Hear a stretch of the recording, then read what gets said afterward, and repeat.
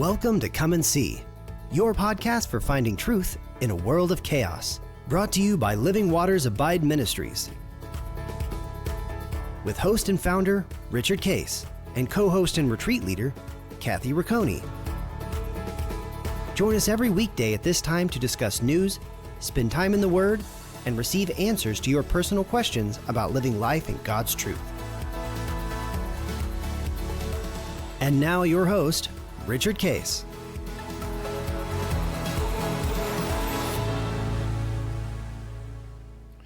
Well, good morning, Kathy. We are now into the 1st of August. So this will be... I think this actually is August 5th, August maybe, 5th, right? Yep. Yeah, Monday, August 5th. And we're moving toward conclusion of this whole series, but we've had some great conversations about particularly the clutter piece of it, which is the issues, the trouble, the things that bother us, things that aren't resolved, decisions we got to make. We all have them because Right. we live in a world of uncertainty, and we have issues that we got to have. And they could involve us, could involve our kids, could involve our business. There's all kinds of stuff that happens. So it's not just only things that involve us. But God said that I want to give you freedom, which is why we call it Christ Clutter in the calendar, is that calendar is a big deal, and we got to keep working at that to free us up. And then clutter are these things that bother us that are on our mind because, and what I call they're on our mind because they're not resolved. Right.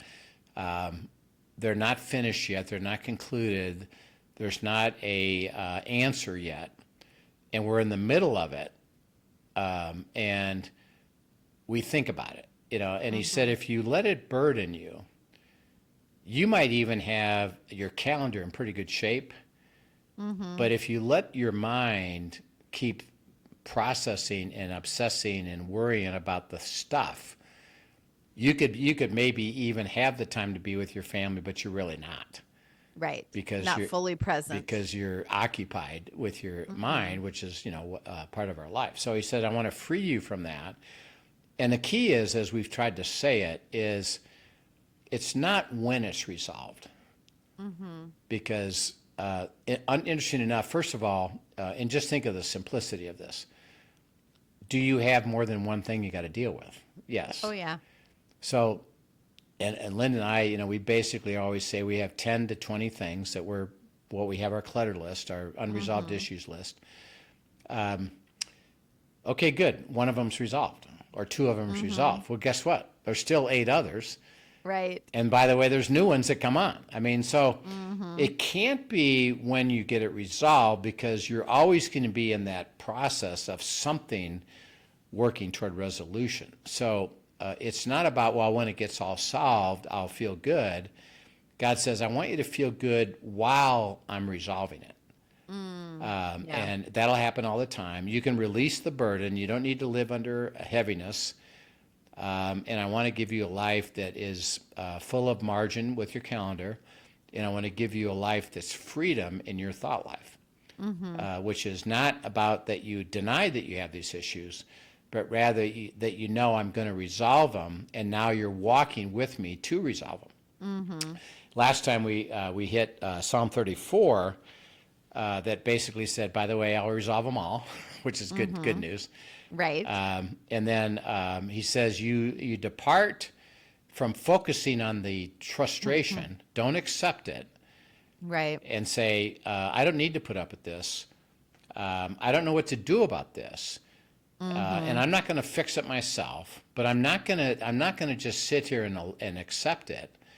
I'm going to say, Father, what do you have to say to me? And I'm going to pursue the resolution, shalom, Right. favor, and what God has to say, because he's going to resolve it. He said, you got to come walk with me. So it's not just a wish. I hope it works, or not even caring about it. I said, I guess I just accept it. He said, no. Let me guide you into my resolution, and it'll be unique to this situation. And there's no system to it. And so we want to bring up a great example of this, which is that you came across in your time in the Word through Paul. as he's ending really his time in Israel, and he's going to be headed toward Rome, which we know happened.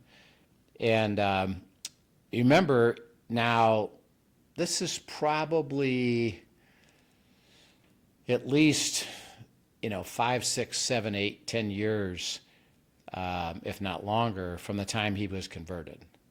Okay. Even it could be, I think, even 20 or 30 years that he's been basically building churches around the Right. whole Asia and Greece and the Gentile section north of Israel on his missionary journeys, and he was now known by the Jews as somebody who's a strong proponent and preaching, and Jews are coming to know Christ. Right. Okay, Which is a big disruption. It's a right. it's a disruption if you're thinking what we call carnally or naturally, is that this is impacting my power. Right. This is contrary to what I would like to do, which I want to control it all. And this Paul's a nuisance. Right. And he's a big problem. And so he's preaching, people are being converted. He winds up in Jerusalem, and the Sanhedrin, the rulers. So think of the Pharisees are the governing ruler, and the Sanhedrin is like an associate subchapter of that. That produce law and regulations and rule on things.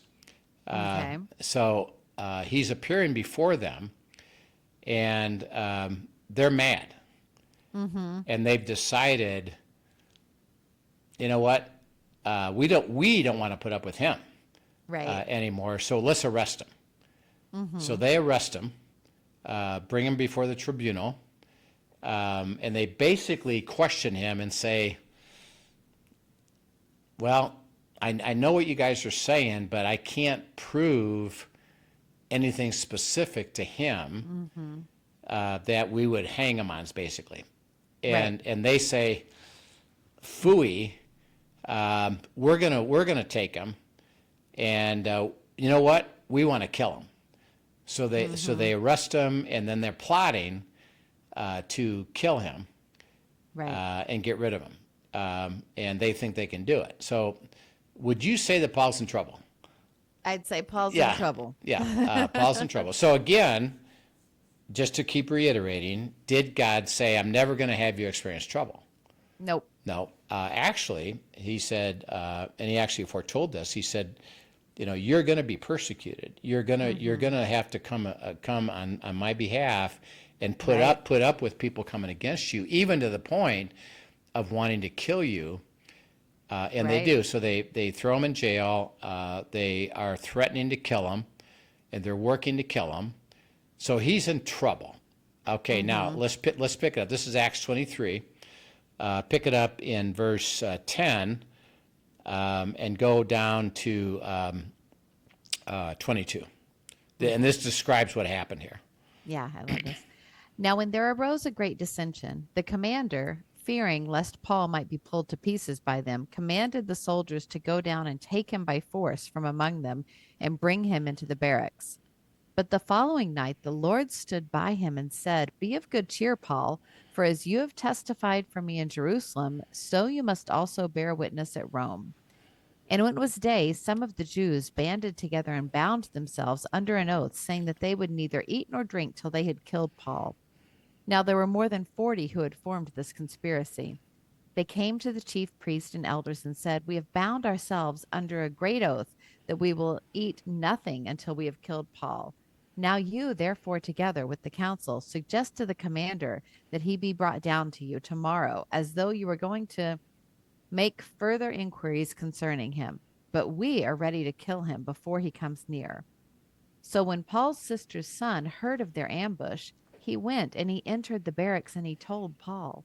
Then Paul called one of the centurions and said to him, Take this young man to the commander, for he has something to tell him. So he took him and brought him to the commander and said, Paul, the prisoner, called me to him and ask me to bring this young man to you. He has something to say to you." Then the commander took him by the hand, went aside, and asked privately, "What is it that you have to tell me?" And he said, "The Jews have agreed to ask that you bring Paul down to the council tomorrow, as though they were going to inquire more fully about him. But do not yield to them, for more than 40 of them lie in wait for him, men who have bound themselves by an oath that they would neither eat nor drink till they have killed him. And now they are ready and waiting for the promise from you." So the commander let the young man depart and commanded him, "Tell no one that you have revealed these things to me." Yeah. And then they basically, send him on then to appear before basically Roman authorities, who basically say, we can't try him here. We have to send him to Rome Right. to be tried. And they sent him surrounded with, they put together troops surrounding him and safely secured him in the middle of the night, so that the plan was completely thwarted too. Right. That's right. So a couple things is that, Paul was obviously in deep trouble with an intent to eliminate him, kill him, silence him, and make sure that he didn't cause any more trouble. So did God prevent that from being true to him? So the trouble itself was No. still, he was right in the middle of it, right? Yeah. But God had an answer for what was going to happen. Yeah, and this is what we're trying to say is that it's not that the trouble wasn't there.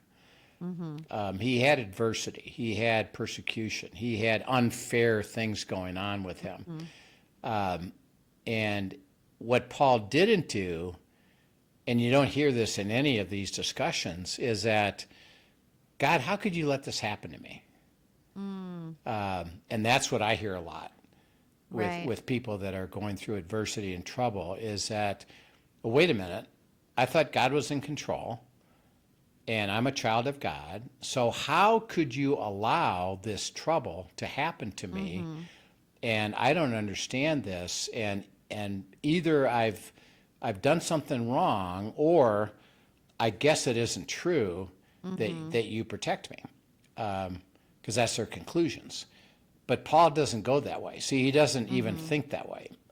He says, yeah, I know I'm going to have trouble. Why? We live in a troubled world. Right. And we're involved in spiritual activity.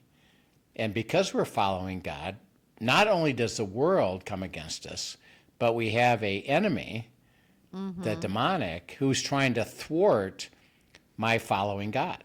Right. And what does he do? Bring negative circumstances, cause me to get upset, cause me to pursue how come and why not. Maybe I should just quit, and I'm sick of this. But none of that happens with Paul. He just says, yeah, I have trouble. So his attitude is basically, God's going to show me, what now is going to be happen. What do you have to say about this? And God says something. So read verse 11 again, because this is what God says. Yeah, it says, "But the following night the Lord stood by him and said, 'Be of good cheer, Paul, for as you have testified for me in Jerusalem, so you must also bear witness at Rome.'" Okay, so what did he just tell him? Those are words of hope right there. It may look like you're at the end of the line here in Jerusalem, but by the way, be of good cheer. I'm with you, and you will be bearing witness in Rome. So this isn't it. There is more, and I'm about to take you through it. Okay, so what did he just say is that what they're trying to do to you isn't going to happen here. Right. Because I'm taking you to Rome, which means by definition, you're not going to be stuck here and killed by these people. It's not going to happen. Right. I'm telling you specifically what I'm promising you about this situation. See, it's very specific, and that's what we got to pursue is, what do you have to say about this?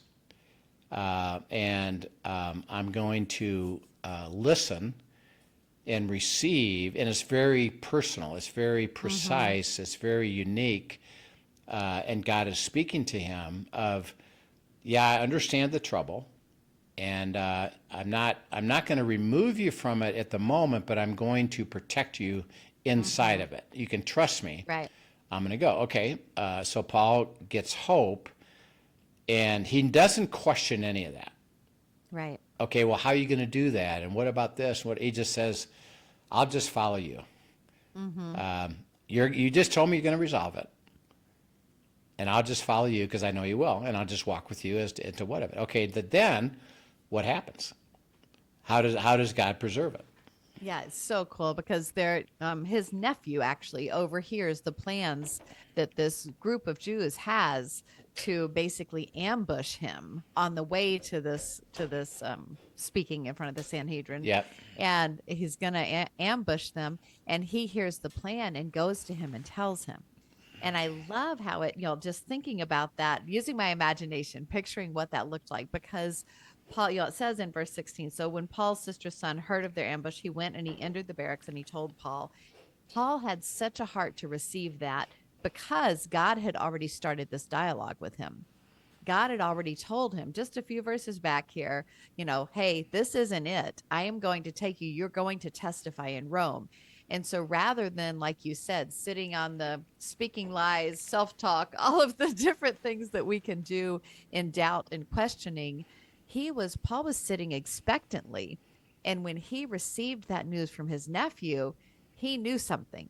He knew this is what God is doing. This is part of the step. He said he was getting me to Rome. This is part of it. And I can just imagine him having dialogue with God. Okay, I have this information now. How do you want me to use it? What's the effective way to get it to the right people?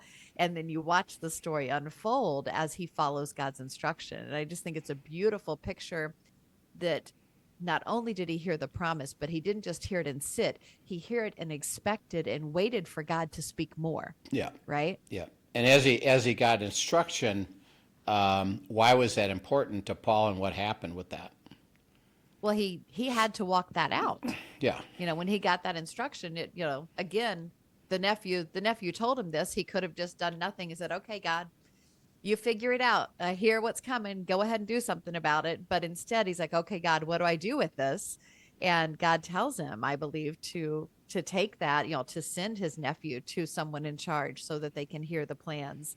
And knowing he's a Roman citizen, they wanted to then protect him. Right. And so it was such a beautiful provision for God to send that warning and even tell him, no, this is the way you get the information to them even. Right.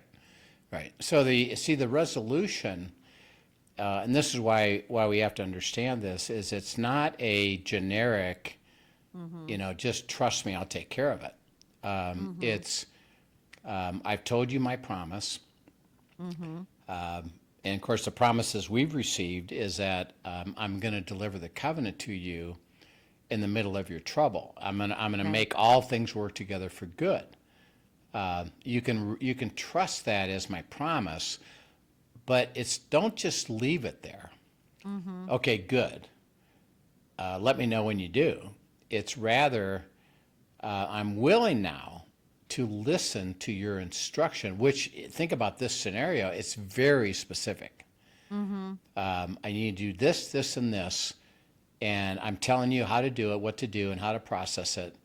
And if you do it this way, you'll get on my path that will lead you to protection, that will get you to Rome. And trust me. But if you have a heart not to go, and Paul said, I don't care, I hope it works, God would have said, well, I gave you the instruction, but you were disobedient. Right. And disobedient was you just didn't care about it.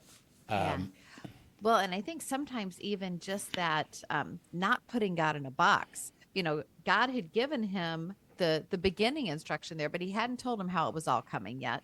But he could have put God in a box and thought, okay, well, God spoke to me personally on that, through himself. And so the next instruction will come that way. Well, no, the next instruction came through his nephew. Yeah. Sometimes he speaks through a donkey, whatever that looks like. We can't put that in a box. Rather, we are expectant and postured to listen, right? Yeah. Postured to hear. We know God is moving. God has spoken and he said he's moving. So we need to be cognizant of all the ways that he moves and be ready to receive what he says, however that is. And again, even just seeing the nephew, I am always the one who's saying the importance of authentic community. But knowing how God uses community to speak to us so often, and us being willing to humbly accept that and then take that to God for further affirmation and what do you want us to do with this? Right, right. And You know? we did a series recently, and you can go online, but we have hearing God's voice, Mm-hmm. and one of the ways He speaks is the prophetic, which is Mm-hmm. truth telling and foretelling through other people. Right. And so when I'm discipling people, and generally everybody that we're involved in, you're the same way, is that we are all dealing with discerning God's will. Right. We have stuff, we have things, we have trouble, we have decisions, we have things come up, and we're trying together to discern God's will. So as I process with people and people process with me, we talk about it, we process, what do we know to be true, what has God said, what do we understand? Mm-hmm. And our focus is really on, okay, what is the next step? Mm-hmm. To move this forward, to get more insight, to get more truth, to understand Right. what's happening. It might need, I've got to have a meeting with somebody that is going to tell me an answer. And I'm not even Mm-hmm. caring about, is it a good answer or bad answer? I just need to know the answer. Right. And so God says, as we help each other, which is what He did with Paul, is, well, let me use your nephew Mm-hmm. to give you an instruction of your next step. Mm-hmm. And that's how it works. And so we Right. help each other. And the neat thing about that is that we are reinforcing, Mm-hmm. and we say it to each other. I know it's hard. I know it's difficult. I'm telling you, God's going to resolve it. Mm-hmm. I have a faith about that. I want to encourage you that God is going to resolve it. Now, let's process it, and let's see what He would say about the next Right. step. When He says the next step, and okay, I receive it, and then you take the next step, Mm-hmm. you see the result of that step, Right. and you get encouraged. Absolutely. It's happening. It's happening. I can sense it's happening. Now, I haven't got it fully resolved yet, but I see movement. I see the And progress. by the way, everyone in your community is bearing witness to that, right? That's right. That's right. Which is faith building for all of them. Yeah. And so we're helping each other with let's pursue shalom. Mm-hmm. Let's find out His steps. He has said something. Let's understand it further. And it becomes the ability to release the heaviness, Mm-hmm. because we're all experiencing, you know what? God's going to resolve it. We're seeing things happen that are going to resolve it. It hasn't been resolved yet, but I'm not frustrated that it isn't. I know it's Right. going to be. Now I could be at peace. And that's Yeah. what we're trying to say. So yeah, it's a great story. So thanks for bringing that up. And Heavenly Father, we're grateful, just even as an illustration, that you showed that you don't remove us from the trouble, but you preserve us in the trouble. Yes. You give us encouragement. You have resolution. And we just pray in the name of Christ that we'll receive that we will not be burdened by our trouble, by our heaviness, by our clutter, but rather that we would know that you have answers, and we get to fulfill those answers. And so we look forward to it, and may we be encouraged and live a freedom in the middle of it. And we thank you in Christ's name. Amen. Amen. Thank you so much, Rich. Always a pleasure to have these conversations with you. I learned so much. If you have questions about today's broadcast, be sure to send them in to us at questions@abideministries.com. And we look forward to seeing you next time. Yep, we'll see you then. Thank you for joining us for today's episode of Come and See, your podcast for truth in a world of chaos. Brought to you by Living Waters Abide Ministries. Send us your questions and comments, and tune in tomorrow for more answers to your personal questions about living life in God's truth. Remember, God's will is best and none better. His truth brings peace in this world of chaos.